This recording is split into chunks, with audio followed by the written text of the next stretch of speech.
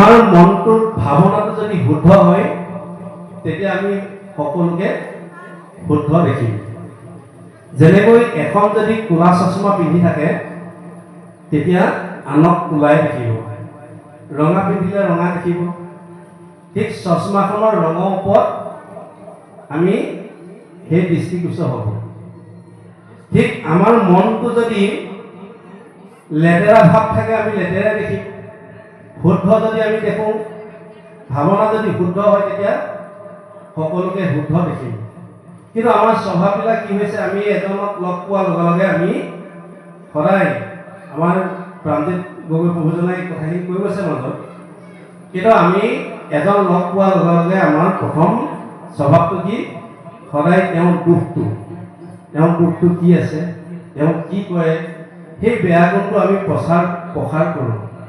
বোলে নাম এষাৰ ল'লে এই নাম এষাৰ কোনটো ভুল আছে, তাৰমানে ইয়াৰ পিছতে ক'বগৈ কথাটো অধৰ্মই ভকতৰ ভাগ দেখুৱাবগৈ। গতিকে কোনটো ভুল আছে, তেওঁ সেৱা ভাগ কৰোঁতে কোনটো ভুল হ'ল, এই ভুল কৰি থাকোঁতে তেওঁ সদায় নিগেটিভ হৈ থাকে, সদায় কোনোদিন পজিটিভ নহয়। গতিকে সেইকাৰণে এদিন ইয়াত এটা কাহিনী দেখুৱাইছে,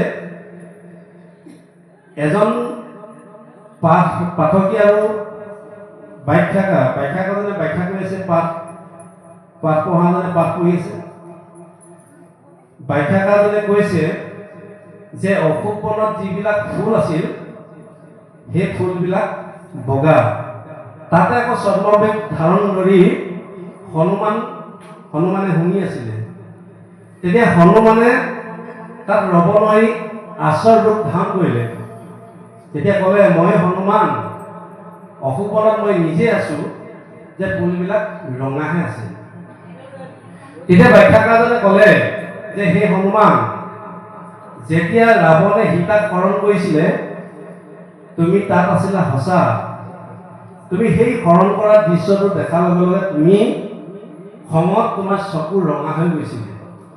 গতিকে সেই ভমকত তুমি গোটেই ফুলবিলাক ৰঙা দেখিছিলা।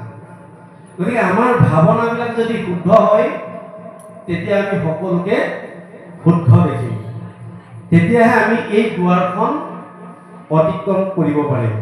কি ভাল, কি বেয়া, কি ন্যায়, অন্যায়, সুখ দুখ, আচাৰ ব্যৱহাৰ, এইখিনি তেতিয়াহে আমি বুজিব পাৰিম। তাৰপিছত আছে পদ্মবিলাক। পদ্ম মানে পদুম ফুল। পদুম ফুলৰ